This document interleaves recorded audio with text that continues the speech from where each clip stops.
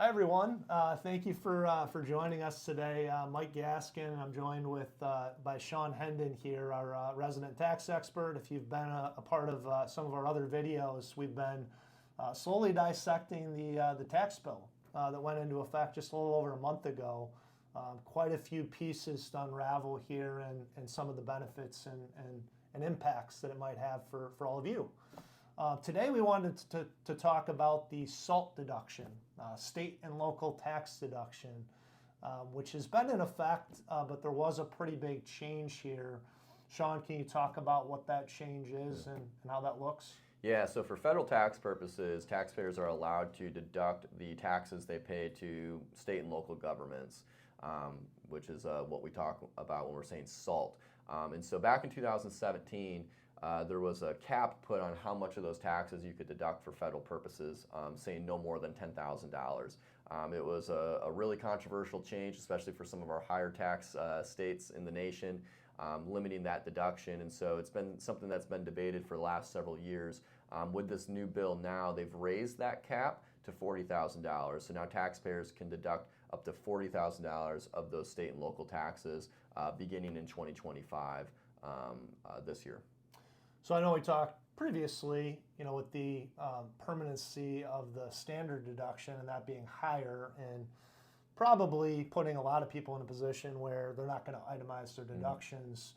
This could be one of those spots if I'm at a certain level of income where it could potentially make sense for me to itemize again. Yep, absolutely. Yeah, it's going to probably result in some taxpayers moving from taking the standard deduction to the itemized deduction, which opens up some possibilities for planning. Maybe in some years, taxpayers can look to accelerate the payment of some of their property taxes or state taxes and things like that to stack those deductions, get a big reduction in tax in 1 year. So it opens up some planning there. There's also for business owners a continuance of looking at ways that you pay those state taxes, especially for business income.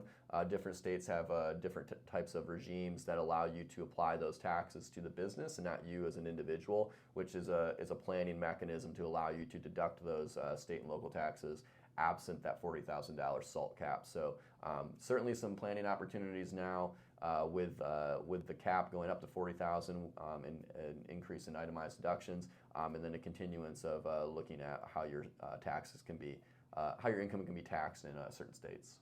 Yeah, to me, this seems like one that does require some planning. Putting together some projections on how this might look.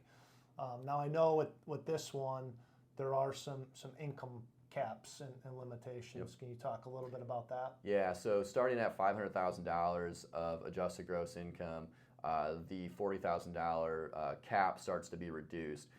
So every dollar above that $500,000, the cap gets reduced 30%. So by the time you get to $600,000 of adjusted gross income, the cap on your SALT deduction is $10,000. It gets you right back to where we were pre this bill. And so for really high income earners, that cap's going to continue to be $10,000, absent any other planning that you work with your advisor on. And then this provision is in effect until 2030, and then it reverts back to the $10,000. So not a permanent provision. It does go back down to $10,000 in 5 years.